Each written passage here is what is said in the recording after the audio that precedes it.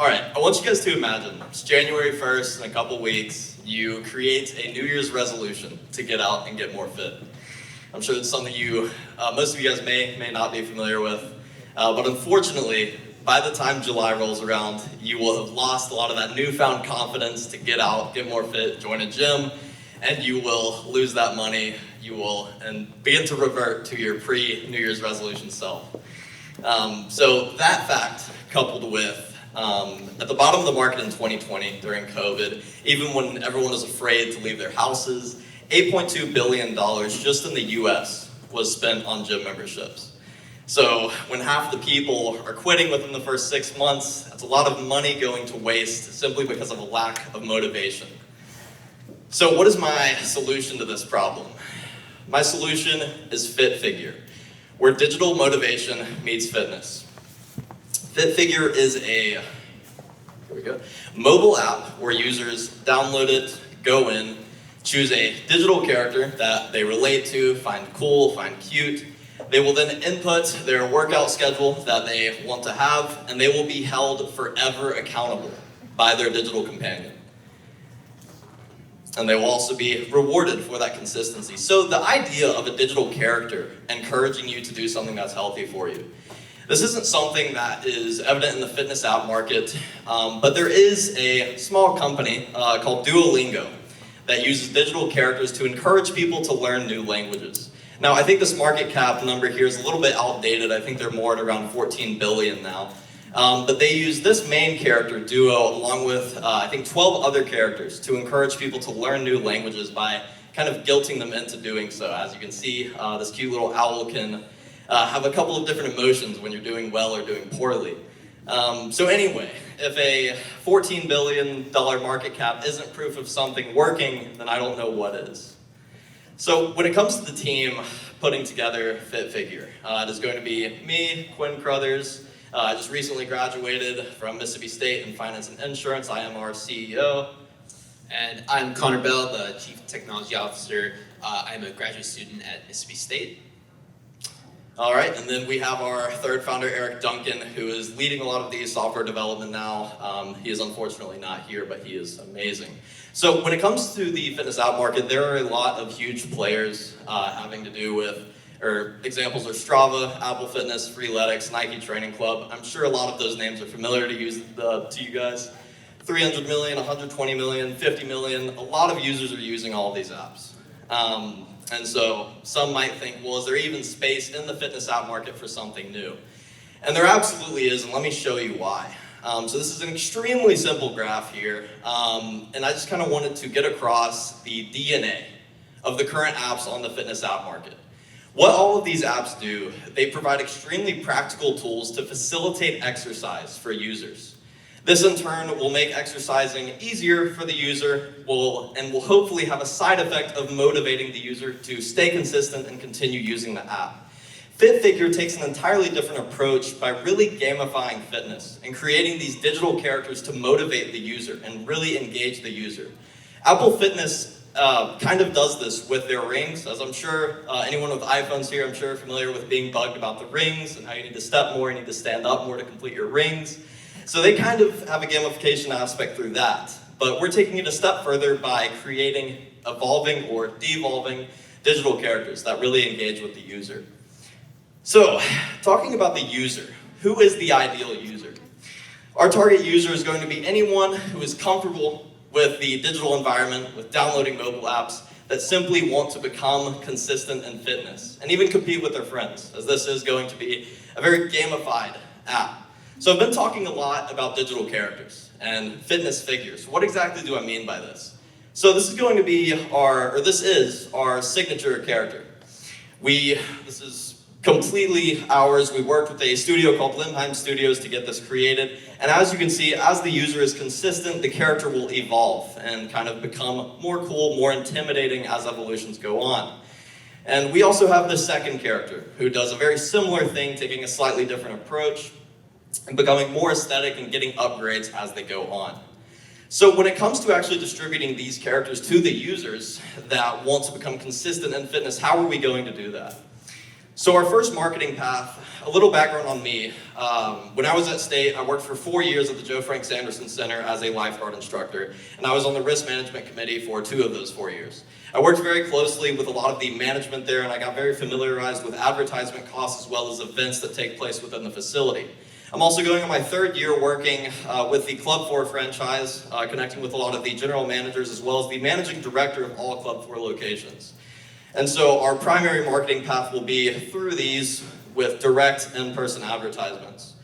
Now, I'm sure if any of you are familiar with the fitness world, all of you are familiar with fitness influencers. There are several different ones, cumulatively amounting to hundreds of millions of followers. Some of them specialize in losing weight, some of them specialize in gaining weight, some in competing, and some just casual motivation. So we obviously want to partner with as many of those as we can to distribute and get the word across. So how is FitFigure making money? We want this to be available to everyone because there is currently nothing on the fitness app market like it. And so how would we make money?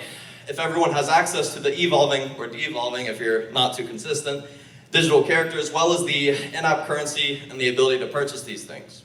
So a premium membership is how we're going to be getting most of our revenue.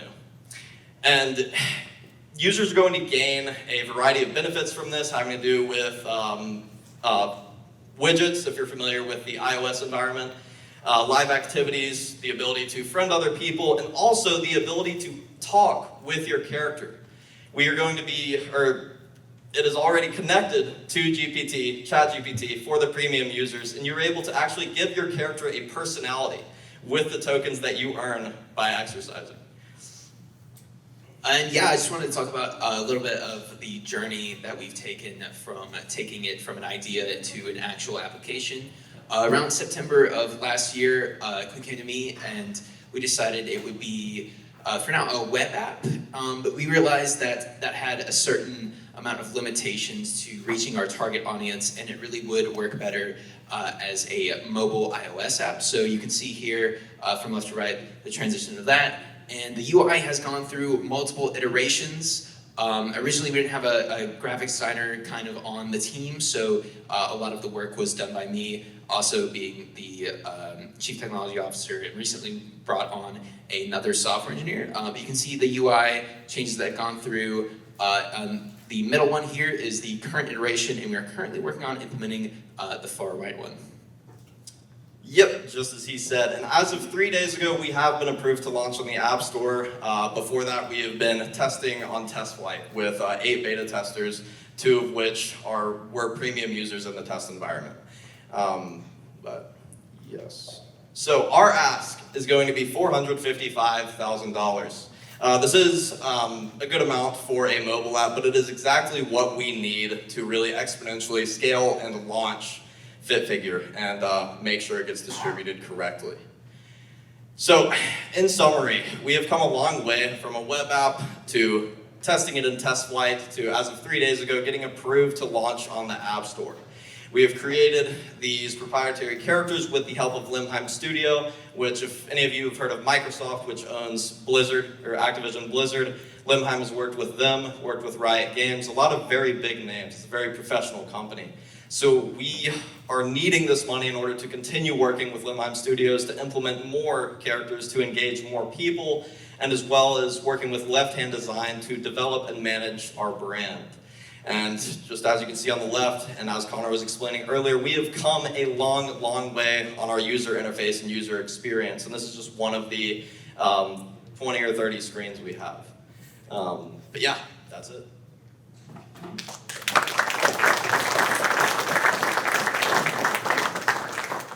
I'll happily take any questions we have.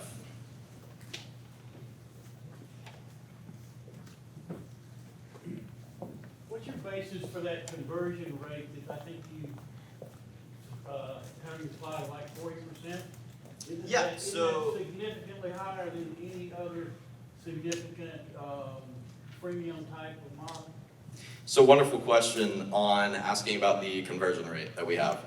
So the estimated conversion rate here is based on surveys that we put out when we started developing the mobile app.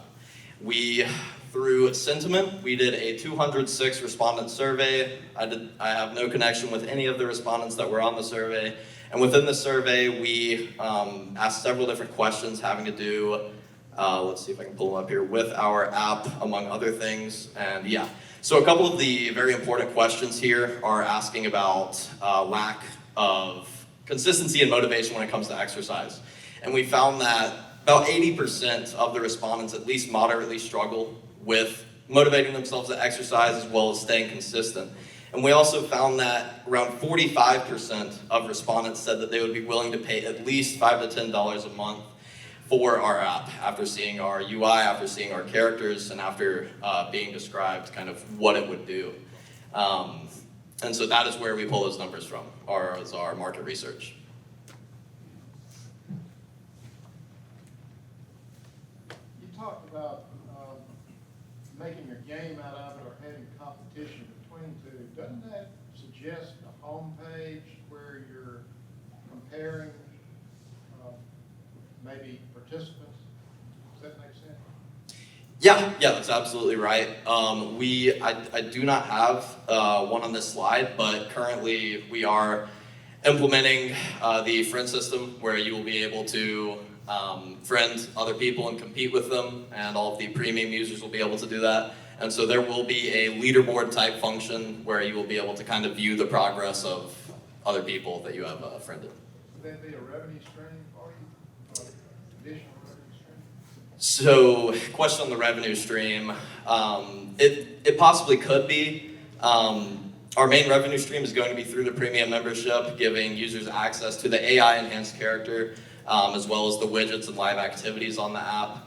And we will also allow users to purchase the in-app currency that you can earn by getting rewarded by working out.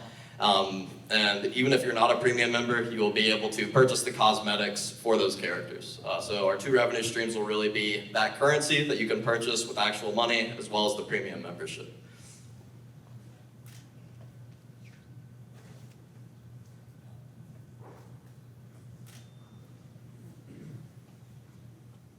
Yes, sir. Yeah, this is actually a really great idea from somebody who's working out and like doesn't find the motivation. My main thing was, it seems kind of expensive to do this, like, you know, designing the characters to a company. Have you thought about using like AI's generative imaging to kind of develop unique characters so that you don't have like just 20 that everybody has? Yeah, so that is an amazing question. I will say that he's asking about creating characters using AI rather than a third party. And that, we actually, one of our, let's see, let me go back to this slide. In our original, oh, it's not working here. Here we go. Okay, so in this design here, with the previous mock-ups, these two characters we got made through a single artist, and before going to the artist to get them created, we actually used GPT to create images to inspire the creation of these characters. But with these, they didn't have any evolutions. We just wanted characters to put on the screen to kind of use as an example. And when you're using ChatGPT any other AI to create images that are kind of extremely similar to one another, especially when you're dealing with evolutions and animating characters, it can kind of get really messy, at least in the current state of everything. It could be a much more viable thing to use in a few years, but we definitely use AI for inspiration. That's 80% of what I use GPT for, is generating images and generating characters. So we use it for a lot of inspiration. Whenever we went to the company, we used AI-generated images to say, this is the inspiration we have. But whenever you're creating something that kind of has a line of evolutions where it's supposed to be pretty closely correlated and kind of similar, it gets kind of difficult to use AI for that. Great question, though.